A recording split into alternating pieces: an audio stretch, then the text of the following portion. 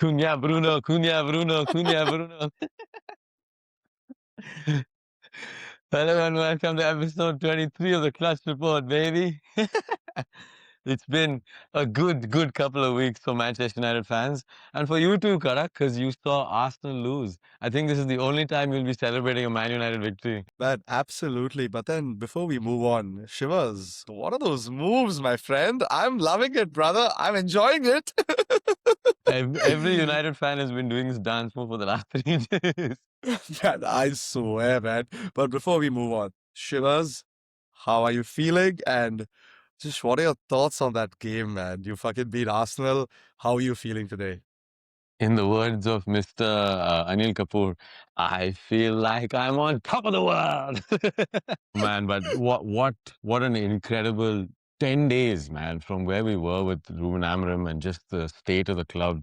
Carrick has just come and, given us all so much joy. And all the players have also invested into the plan so quickly. And it just feels like everything before that, all that Amorim came and said that you have to suffer, there is a storm. And this guy in 10 days has come and beaten Man City and Arsenal, bro. But such phenomenal. I mean, let's go to the Arsenal game first. Very different performance to the City game. If you look at it, like City game, I just thought we dominated from start to finish. The Arsenal game, first 30 minutes, Arsenal were the better team. And then they scored that scrappy ass goal. And then we sort of decided, okay, let's play. And then, of course, we get a little bit of luck with Zubimendi, Zubidubidu giving us that pass back. But Mbeumo was calm enough, composed enough to finish. And after that, I thought United were just, bopping it around. They were playing around them. Not Cunha, Bruno Fernandes, Dorgu, Casemiro, Martinez. Bro, we were playing all over them, and they let us have the ball, which was quite surprising, to be honest. I thought Arsenal posed no real threat apart from the regular Stoke City corner where they just put 10 people on the goalkeeper.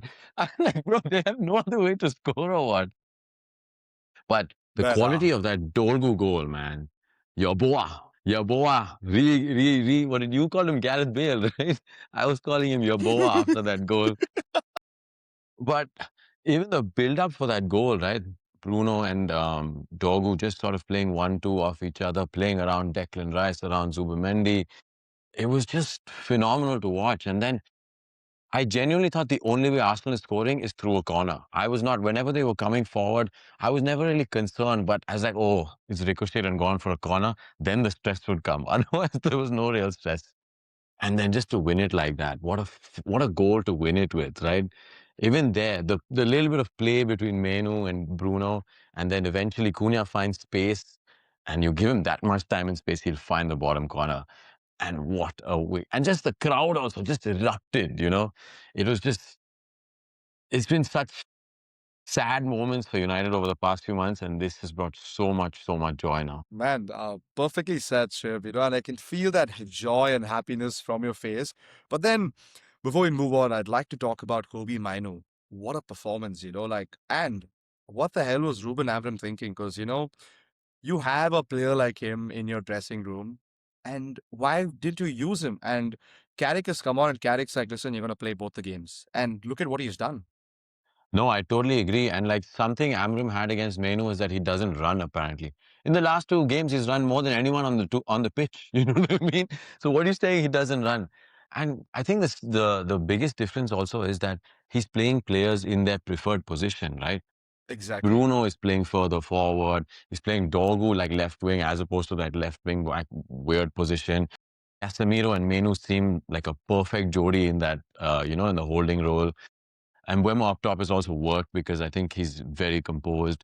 Ahmad playing further forward, so he doesn't really have to worry too much about the defensive duties. And just in a back four also, they just understand their positions far better, right? Maguire and Martinez understand playing in a four. Dalo also is far more comfortable because he doesn't have to cross the ball as much. He can just do his defensive duty. So yeah, I just feel like players are more comfortable and that gives them more confidence to express themselves, right?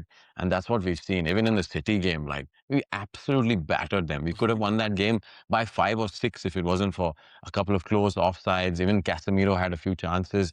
Just overall, man, like the uplift in mood and the uplift in performance has been so drastic. that storm that he told us we'll get over is over now because he's gone. And now we are finally playing some good football. But what did you make But of these? I know we absolutely. haven't spoken since before City, but what have you made of United's revitalization? No, I just think, props to Carrick. I think Carrick's been a lot more ballsy compared to Amram. He's taken the tough choices. I think, for example, benching Cunha, getting him on Sesko? against City, getting him on against Arsenal too. When you're 2-1 up, if it was Amarin, 101% heaven comes on from nowhere in the Yeah. in the second half for Martinez for sure. I was surprised. I'm looking at a change from Carrick. Sesko comes on. I was like, wow, that's pretty interesting. You look at what that meant. That meant that look, Carrick wants the third. And how did he get that third goal? You just saw Cunha there, you saw Sesko there. Exactly. I just feel like props to Carrick and also props to just that defensive shape at the back. I think Harry Maguire had a sensational game against Arsenal. I thought he was the man of the match also by the Premier League. So he was great. And then Lisandro Martinez also was great, except for that, own goal, which, Strange own goal. It's tough okay. to It say, happens once in strange a own while. goal. Yeah. But he was also great. But overall, what Carrick has done, like you've rightly said, play the players to their position, and it Hmm. will work. And I'd Yeah. like to go back to that City game. What the hell was that Bruno pass? Like, what is that pass? Like, if it was me, I'm gonna go on the right. I'm just gonna go play that ball on the right. I'm gonna Yeah. relax. I'm gonna be like, yeah, tap it in. But how good was that ball? How perfectly weighed.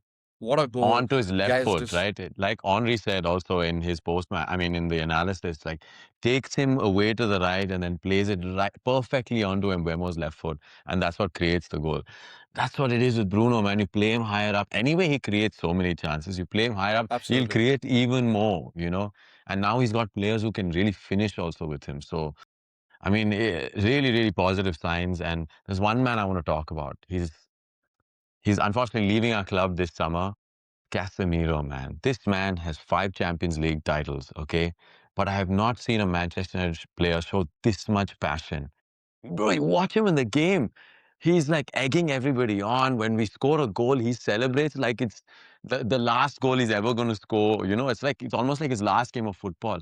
Like the passion he shows for this club is extraordinary. And like I wouldn't say it's like legend status of his career over Manchester. I think he's been very, very good, but he's definitely got cult status for us, just for the amount of passion and love he has for the club, you know? No, man, absolutely. I think Jamie Carragher once said, he said something crazy about Casemiro. Leave the football before the football leaves you. And Casemiro has just gone like, Jamie Carragher, I'm going to show you that middle finger. And I'm going to Yeah. show that middle finger to Carragher too. Because, but again, there's another person who wants to show that middle finger to Carragher. That's him. But then I'd also like to talk about the elephant in the room. That is Arsenal. Are they going to bottle it? Yeah, it seems. I don't know if it's 4 points now. And I think City have got Mark Gahey, who will definitely make them a stronger team. They've got Semenyo, who's already made them a stronger team. Mamouche is back, more options off the bench. I think they're going to definitely run them close. That game at the Etihad, I don't know when it is, but that pretty much seems like the title decider, right? I know we're counting Aston Villa out, even though they're just 4 points out, but I don't see them going the whole way. But yeah, City will definitely take them right down till the end. And I can see those nerves coming back for Arsenal. This game also, if you look at the United game, they showed. I thought Arteta panicked. You know, when they went 2-1 down, he makes 4 substitutions. That is sheer panic. You know what I mean? Odegaard hooked 57 minutes. Your captain, the most creative player. And I was watching Carragher talk doing his analysis, and just the amount of sideways passes they make. You know, apart from maybe the first 25 minutes they just don't go forward. They go back, they go forward so slow because they were so worried about the United counterattack. So they were going forward so slowly. And then Saka and Trossard would get stuck behind the halfway line, you know, because, see, because you're just so worried about the counterattack. You can't win a title like this. You know what I mean? It'll be the shittest title ever won, but I think they don't really care. They just want to get over the line. And if this set piece Stoke City style is going to do it for them, they'll take it. I still honestly feel they'll get over the line. It's only because City hasn't hit those strides yet. Maybe they will. This is usually the time of the season they do. But it's just because the teams around them aren't as good. What do you think? Do you think they'll choke? Man, substitutions didn't make sense to me, man. 2-1 down, or you're top of the table, you're playing at home. It didn't look like they were calm enough to score again, and the only time they looked like they were going to score was during, like, bro, listen, only corners. And it's pretty interesting that, whenever they get like 8 corners or 9 corners a game, they're definitely going to score one or two. Like, One, yeah. that's a given.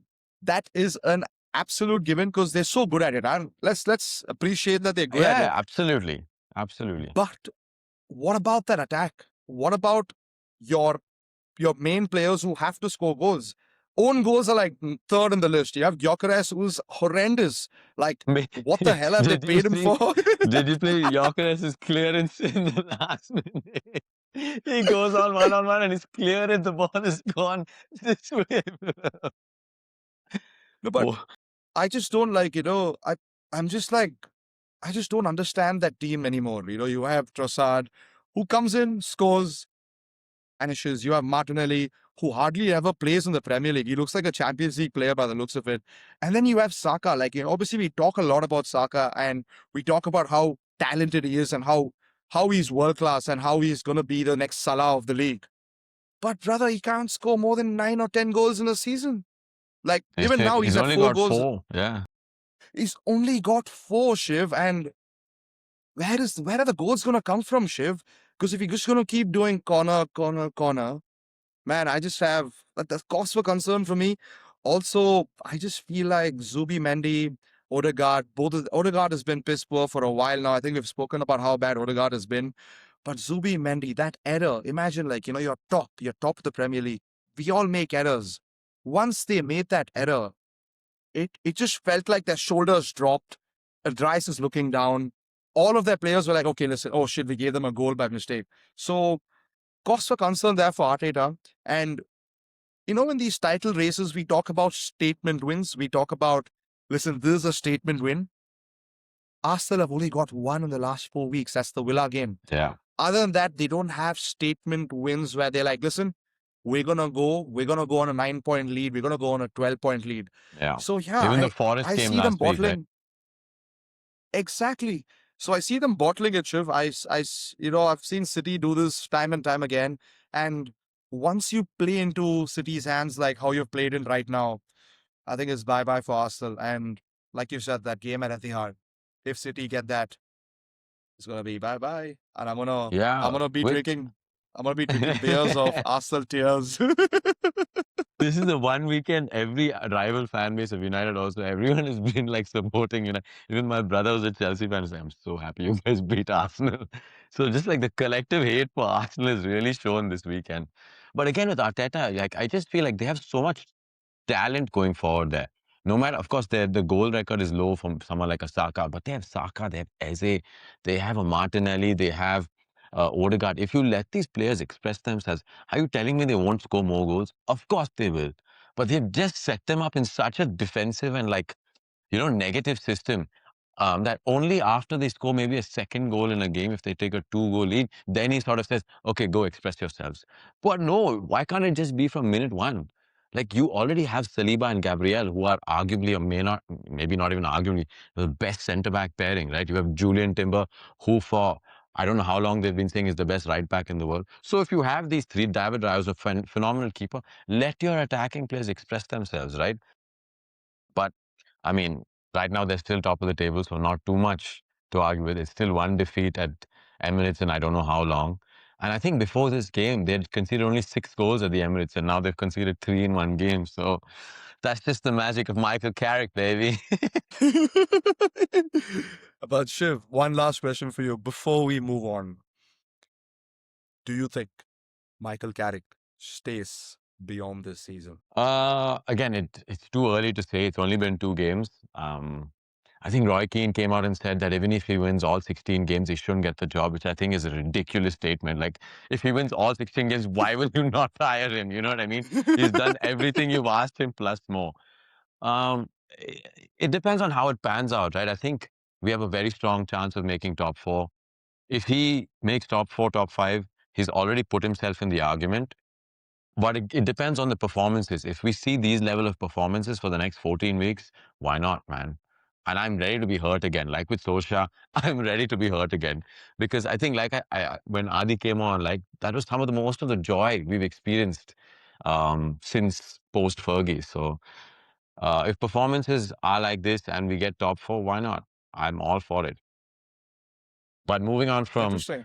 uh, a team that has changed managers and seen a little bit of upliftment to a team that maybe should change a manager.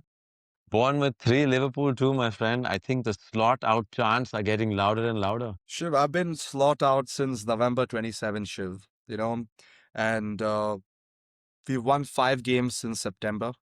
That's 5 games in 5 months. We've won 1 game per month. And man, listen, again, against Bournemouth, I want to talk about the Bournemouth game. Where is Ekitike? What is this obsession with Cody Gakpo? Cody Gakpo is starting up front now. He's like, nahi, mujhe left wing nahi chahiye. I want to put him up front. What the hell With is going Salah. on there, my friend? With Salah on the right. Again, time and time again. We play so well midweek. We come back to the Premier League. We don't follow the same pattern. We shut up and shop again. This happened when we beat Frankfurt 5-1. We changed formation for no reason. We lost. The exact same thing happened again. So I don't really understand what is going on with Slot. Either the players have lost it, the players don't understand what he's trying to say, or this job is just too much for him because Kirkes was playing decently in that game against Bournemouth. He removes Kirkes after halftime, puts in Robertson. Why? Why do you do this? Now I'm going to go deep into this, okay? Gomez gets injured. Now we don't have anybody other than Virgil van Dijk fit to face against Karabakh. Konate, unfortunate, his father passed away, so may his soul rest in peace. What the hell is going on? How are we making the same bloody mistakes every time? This happened with Klopp when we had Van Dijk injured, Gomez injured, the other centre backs injured. We had Reece Williams and Nat Phillips play 18 to 20 games. How haven't we learned from this? We're going to put Endo again as centre back. Now, That's what he's left with. that's what he's. But what the hell are they doing on top there? You have Richard Hughes, you have Michael Edwards, you have them. Oh, my data boys, they'd love to shut up and shop and, make sure we get the right signing. Where are the centre And backs? Gehi was And already guess halfway what? through your door, bro. And like, I don't know why they didn't go for him this time around. But if someone's going to pay any player £300,000 per week, Yeah. listen, you cannot battle with that. So I don't want to talk about that because when I read the wages, I was like, ridiculous. Even you wouldn't have gone for it. Even we wouldn't have gone for it. Forget that. Guess in the Bournemouth game, this is a match there. Guess who finished playing right back again? So was like, Szoboszlai finished right back yet again. your best midfielder is playing right back for your club. So how many times have we seen this? How many bloody times have we seen this? So I've been slot out for a while now, but you can't have one performance in the Champions League. We beat Inter Milan, we beat Real Madrid. So there is quality in this team and there is some process with respect to how we are beating them, right? But how are you just forgetting the Premier League completely? And we literally look like duds. Like Jamie Carragher mentioned it yesterday. We don't look like a Premier League team. We can't cope with long balls. We can't cope with throw-ins. We can't cope with set pieces. We can't fucking play on a low block. What are we supposed to do? You're the manager. Do something. Yeah, If he's there is not no finding any process, there solution. is exactly. And Shiv, I'm just done, Shiv. Like, I was watching that game. I'm telling you, I wanted to throw my phone 100 times because I was like, why are we side passing our way through to their half? It was like pass one, pass two, pass three, pass four. So yeah, man, I'm just so frustrated with this Liverpool team at the moment. And more than anything else, I'm frustrated with Slot because I don't know what he's doing. If was Ekitike injured? No, who knows? But again, Shiv, yeah, I'm just frustrated. And Bournemouth were 1 win in 14 games, and they beat us quite convincingly. Yeah, we Yeah. had absolutely nothing there to show. So yeah, but yeah, what did you make of it, Shiv? What are your thoughts I on mean, my beautiful uh, Liverpool team? I think now the cause for concern is that because the top four battle is so strong. Of course, if you're maybe finished third or fourth, the argument of keeping slot till the end of the season exists. But now you're in genuine danger of not reaching the Champions League next year, which means finances get cut and all that. Because I mean, of course, the race is still very tight. I think from fourth till like 10th or 11th, the point gap is still 4 or 5 points. But like anybody can make it there, right? But if Slot, after winning the league, can't make a Champions League spot, he's definitely getting fired. There is no question about it. But now you also see like United after getting Carrick and Chelsea after getting Rosinho, you've seen a little bit of upliftment. So I think Liverpool fans are seeing that and they're Mm. like, why can't we do the same, right? I don't know if you're feeling the same way. Ben, right on the bloody money, Shiv. Like, honestly, like, if you look at, bro, Michael Carrick has come on to a United team where they played number 2 in the league and number 1 in the league. And that's what you call manager bounce. Yeah. That's like proper manager bounce. And we have Liam Losnier who's come in and who's just changed the system a little bit. There is Lost some one positive game, he's signs won the there. rest. So He's won the rest. But my thing is, what would you do if you were in that board? Would you sack Slot, give someone that interim job, or will you let Slot go on, miss that Champions League spot, get another manager? So if it was me, sack Slot right now because nothing's working. He's won 5 in 5 months since September. So sack him, get an interim manager, work towards moving or finishing in the top four, and then when the season ends, figure out a solution. You have Xabi Alonso there. You might have Luis Enrique. So why not work like that? So it's just so weird. It's just so funny. We say that, oh, Liverpool don't sack managers. How did Klopp come in? We sacked Brendan Rodgers in October. Shut yeah. the fuck up and do the same thing. Get some cojones, brother. Sack him. But Yeah. anyway, And I man, I'm guess, just like, is there an go argument on. that you guys have been unlucky in games and that's why you have dropped as many points as you have, or you think it's generally performance has been way below par? It's just been our performance has been way below par. I think that's an absolute like again, we're talking about our home form. We can go on to our home form. Anfield is not no one's scared coming to Anfield Yeah, to anymore. come to Anfield. In the Yeah. Prem, in the Premier League, I'll give that. In the Champions League, it's a different ball game. But wait, we lost to PSV in the Champions League at home. We lost 4-1 there. So whatever said and done, your home form is supremely important anywhere when you look at a season, right? We don't look good at home. We have 20 minutes of every game where we shut up. We don't know what we are doing. We have possession. Against Bournemouth, we had 80% possession in the second half. Guess which was our first shot on target? Can't remember.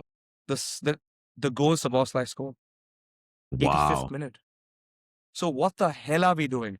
What's happening with the build-up? Where? So you're talking about cohesion up front. You're talking about cohesion in the middle. Let's talk about another thing. Our midfielders don't run back. They're jogging back.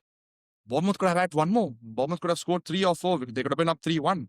So overall, I just feel like Slot has kind of put his tools down. He's taken that Premier League win from last season to his head, and he's kind of making decisions off the fly. Like, okay, I understand that you've decided to drop Salah once. Okay, yeah, chalo, you've dropped Salah. But this constant like backing of Cody Gakpo is unreal. Like, I'll be honest with you, as a Liverpool fan, I'd like him come off the bench. I think his impact is a lot better off the bench. But the top four spot is there for the taking, right? Yeah. Why would you not start Ekitike? Like, tell me one thing. What did Ekitike do to not start that game against Bournemouth? So I'm just saying, like, some of his decision making has been so flawed. Like, as a football fan, forget me being a Liverpool fan. I just don't understand what is going on. And if you hear word Virgil van Dijk, he came out and said something has to be done. But Virgil van Dijk has forgotten how to defend randomly because, the Mhm. first goal was his fault. He's blaming the wind. Yeah. So I have two things, Shiv. I'm going to finish my monologue here. I have two things. Are the players downing their tools because they are fed up of Slot? Or Slot has no idea what he's doing?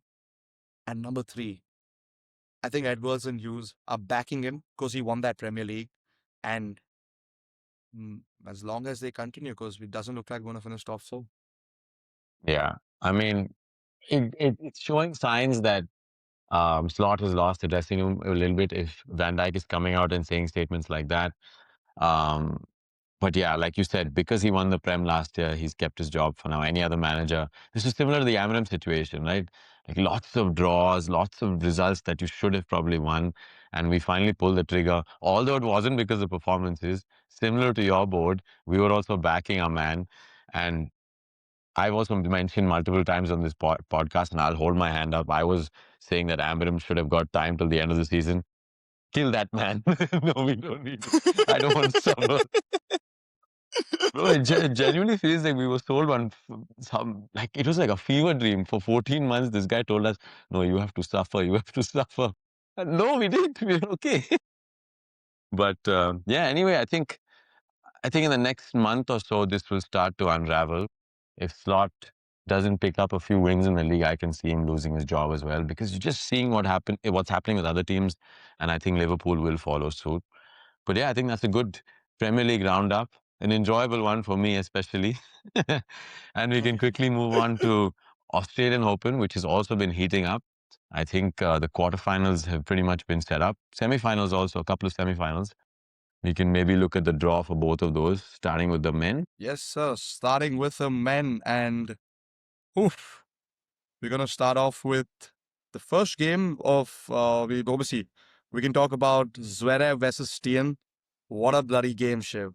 What a bloody game. I thought Tien is the find of the tournament. I think we've spoken a lot about, say, for example, Fonseca. We've spoken a lot about how Fonseca is the next best thing. But listen to me, Shiv. I think we are under appreciating this Leonard Tien because he is sensational from the backcourt. He's unbelievable with respect to the power he generates. He's a tiny man. He's kind of like a Diego Schwartzman kind of physique, but just the power on his forehand and his backhand is sensational. But listen, good four setter against Zverev. But what was that Zverev's performance, Shiv? Oof. Yeah. I think you were initially calling him a surfboard, but then as soon as you said that, he turned it up and was literally dominating from behind. But like you said, a small thing on TN, we watched that Medvedev game. Medvedev was one of our dark horses for this tournament. He absolutely demolished Medvedev. So TN is generally one to watch out for this year, and of course for the years coming forward. But yeah, Zverev, I think the experience came through in the end. His overall game, his overall control from the back of the court really got the better of TN. But yeah, we've got Alcaraz Zverev now. Alcaraz, I think we were watching that Demonor game, and Demonor gave everything he had in that first set. And once he lost that, all the energy was lost, and the poor fellow had to, I mean, pretty much, I won't say gave up, but he had no gas left in the tank. I think Shiv, Alcaraz treated Dimonor like a second round game. He's the sixth seed, Shiv. He toyed with him after the first set. Yeah. It just looked like he's just playing the fool in a park. He was enjoying, he was having his moments, he was dropping, he was hitting it so hard that Dimonor at once was like, I can't hit even harder than this because he's hitting it back even harder. So it just looks like, it just generally feels like Carlos Alcaraz versus Sinner. Is there? Is there? I think we're going to get another Sincaraz. But let's see how Shelton fares against Sinner. Let's go on to look at that quarterfinal draw. We'll go on to Shelton versus Sinner. Shelton has never beaten Sinner. Yeah. So that's going to But be he's an been looking interesting. good. He's been looking good this tournament so far. I think he can put up a fight. What time is that game happening? Is it an evening game? Because if it's in the day, maybe Sinner will Uh, suffer again. don't worry, Shiv. The Australian Open officials have done a favor again for Sinner. He's playing the night session again. Oh, Claps, claps. okay. I don't tell me you didn't see that coming, Shiv. Come on. Little pasta was sent to the officials' room. Can I please get a nice session, nice bottle of wine, maybe some tiramisu, no Oh heat man, stroke. oh man, you're killing me, Shiv. You're killing me. But yeah, man, I think thoughts about Sinner, man. That game against Pizzari. Oof, man Yeah, was I think cramping, he huh? He really got lucky with that rule. I think, what is it, above 37 or 38 degrees, and then they get a 10-minute break. Like you said, I think earlier we were talking about this, and all the other courts strangely continued playing for 40 minutes, but Sinner got the permission to go away. I don't know. Gusto government. Yeah, I just feel like I think the Australian Open officials know what it means for a Sin Caras final. I think they've seen it. They've seen it in the French Open. They've seen it in Wimbledon. They've seen it in the U.S. Open. They've never seen it in the Australian Open. So it kind of looks like everyone's rooting for a Sin Caras final. But Yeah, listen, but he Shivers, backed. He was back to business in the next round, though. listen, smashing. I think he smashed it out of the park. I think he destroyed Darderi. I think Darderi also came out and said that he hits it so weirdly. Like it took me 2 sets to even get used to how he's hitting. That's why the third set went to like 7-6. Yeah, And Darderi is his friend. He's a very good friend of Sinner outside of the tennis circuit. So imagine if your close friend is saying, listen, he hits it very differently. Just think about how good Sinner is in general, man. Just think about it. yeah. It's wild. No, just the two of them in general, their levels are so far ahead of the rest. But I think there's another Italian man we need to talk about, which is who has snuck up on us, you know? Like in our preview, we didn't really talk about him too much. He kind of went through, and Absolutely. now he's beaten Taylor Fritz and he's got a spicy game against Novak Djokovic.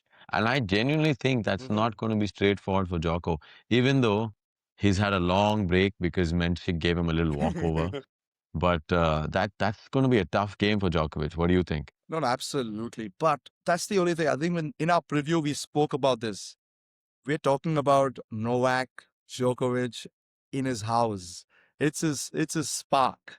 So whatever said and done, however good Musetti is, it's about the mental side of things for Musetti right now. Like Musetti has the game. Novak Djokovic is getting a little older. We all know it. He's not the same Novak we know. It's just the mental fortitude where can you get that set, go up, get the second set also, instead of just downing your tools. Because what we have seen throughout the Australian Open this year is also that you get that set one, and all these players are downing their tools. So I'm here's to hoping it's a five-setter and it goes the distance. But man, we got a solid game on our hands tomorrow, huh? Yeah. Do you want to do a quick bracket challenge and see who's going to reach the final from here? I guess we can start from here since it's already there, Sinner and Shelton. So Sinner, Shelton, I'll do Sinner. I think Sinner is just too good, and Shelton, In how many if sets? he's consistent with his Sinner in four I think I agree with and that. Sinner in Musetti. 4 for me too. Oh, so both are same. Musetti, Djokovic. I want to see a Sinner Joko, so I'm gonna say Joko in four.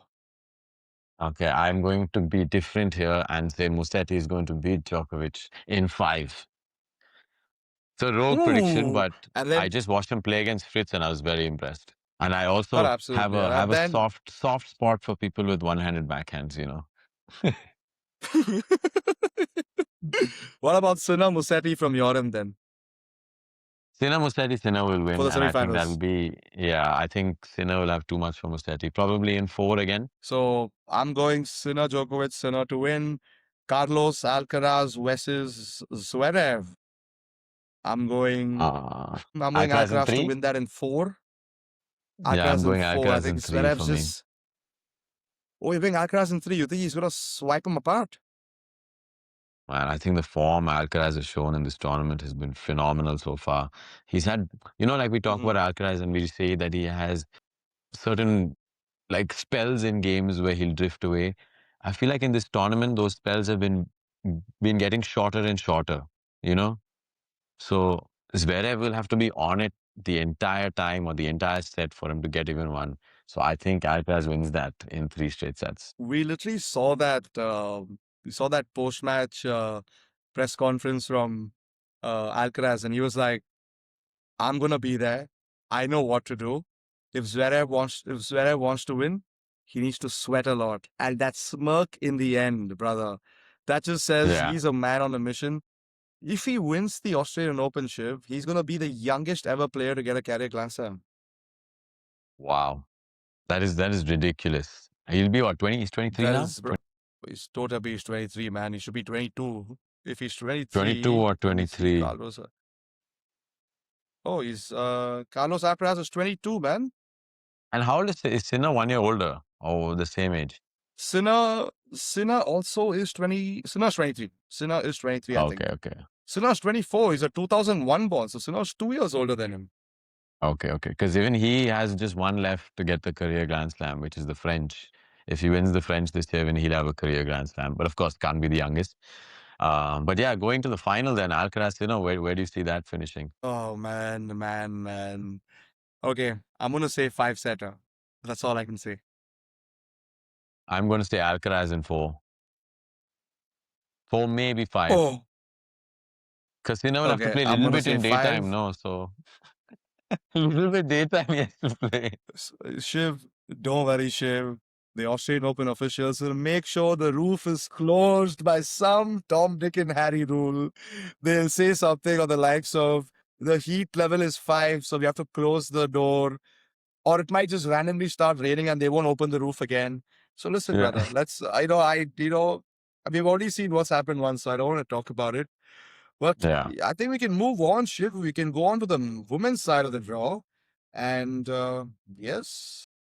Also, I just want to say all these comments about Sinner and all these are all tongue in cheek. We're just having a laugh. Don't take it seriously. It was just funny how things happened in that game and seemed a Yeah. little different. But yeah, let's go to the women. Uh, let's go to our tigress, brother. Oh, the tigress is Oh roaring. man. She's having man. Listen, we all spoke about Jovic, like on Twitter, people are like, yeah, Jovic's gonna get a set. Jovic's gonna show who's the boss. Saba comes in. Saba does. Off you go, my friend. Off you go. And man, listen, I'm telling you, Shiv, your hot take might come on, man. The way she's playing, whew, it looks Yeah, like no, I don't think anyone can beat her. the the levels are something else, man. And like you said, Jovic, this new talent who showed a lot of promise, but yeah, just brushed her aside. But yeah, maybe she's one to watch in the future. But Sabalenka right now, this entire tournament, like you said, roaring through. Another girl roaring through who we see there is Svitolina. I think she demolished Coco Gauff today. And also Andreeva was a big scalp, pretty much brushed her aside also. So maybe Svitolina will be Sabalenka's toughest test so far. But small word on Coco Gauff. I was so disappointed today, man. I know she struggled through the tournament again. Those serve issues are coming up again, the confidence on the serve. And for someone who I've labeled as a fighter today, none of that came through. It just felt like her shoulders dropped so early on in the game. And at no point did I think she's come back. And bear in mind, this is someone who has come back in a Grand Slam final from a set down and a breakdown to win that match. This is a few years ago against Sabalenka.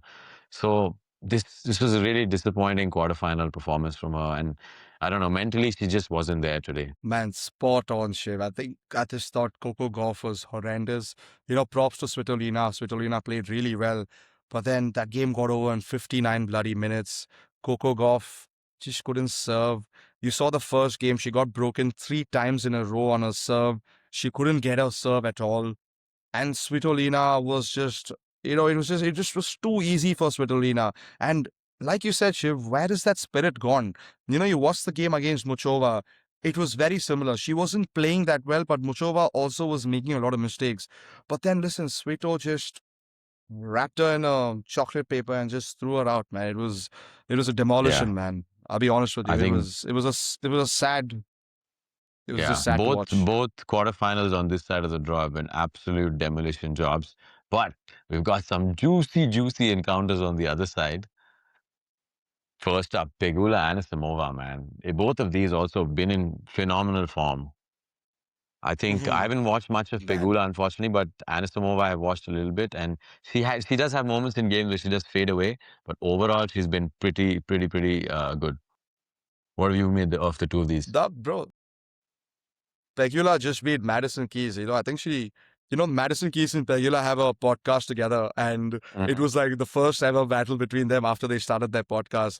And Pegula steamrolled Madison Keys, man. And Pegula looks like looks like someone with an outside chance to reach the finals. I think she's been spot on so far. She's hitting that forehand really well, hitting that backhand really well. She's staying in points, and that's what Pegula does. Pegula knows how to stay in points and how to like just keep making sure that the ball goes onto the other side, and she's doing it really well. And then you have Anisimova, like you said, Shiv. She's 100% full throttle, and sometimes she just goes 40% where she just misses and she goes haywire sometimes. And with Pegula, if you do that, cause for concern there. But that's going to be a three-setter according to me, Shiv. I think that's going to be that's going to be the second best game of the women's draw, because we're going to go back. We're going to go into the next game, which is Yeah, Rybakina versus Iga Swiatek. What have this you is made of that fire game, versus Shiv? fire. No, I mean Rybakina, from what I've watched, she look again, like we said, she looks like someone on a mission. Just the way she put aside Mertens, and again, she's one of those players who has that hitting power from the back of the court, close to what I think Sabalenka has, and also a very consistent serve. So again, she's gotten close many, many times. But again, this time I see that determination in her eyes, and I can see her maybe reaching that final. But then again, Swiatek also, of course, she's played a qualifier here who was in good form. But I think this will be, for me, this is really the game of the quarterfinals. Like this is definitely going three sets. I feel like they're both fighters. And if Rybakina starts well, I think she'll win the game. And I What do think you I make of it? agree with you, man, because I feel like Rybakina has been way better than Swiatek in the start of the year. I think Swiatek has not been that great. If you see her first round, she didn't play that well. It went to a three-setter, if I'm not wrong. Even her second round, it didn't look like she was doing that great. Obviously, in the third and the fourth round, she's obviously got her tools in. But Rybakina has just been like, listen, I'm going to demolish you. I want to demolish you. I'm going to demolish you. And Rybakina's serve is doing really well. His forehand is popping, backhand is popping. But the only thing I see which could basically hurt Rebekina is herself. Because, mentally, we've seen this with Rebekina throughout the year, like, over the years that, listen, she has to win a Grand Slam, but then she just falters every single time in the quarters or semis. And bear in mind, Shiv, this is a 10:30 game. If it's going to be hot, who do you have? Do you think Swiatek with those lobby forehands with those top spin, do you think that could take effect because Rebekina has to put in more energy to put the ball in? Or do you think Rebekina just has it to smash Swiatek? So a lot of tactics involved for the game tomorrow. And I'm hoping, I'm a huge Iga fan. I'm hoping Iga comes through. But just going by the performance levels so far in the last 1 week, and they win the second week in the Australian Open, I have Rebekina winning this. Yeah, and I think you bring up a great point about the game being in the morning. Like again, Rybakina, if she's battling herself, right? If she starts getting into long, gruesome rallies with Swiatek, I think Swiatek will win that game. Just perseverance. Swiatek is one of the best on tour. But if she can dominate from the back of the court, Rybakina wins that game. So, like you, I think you're predicting Rybakina, right?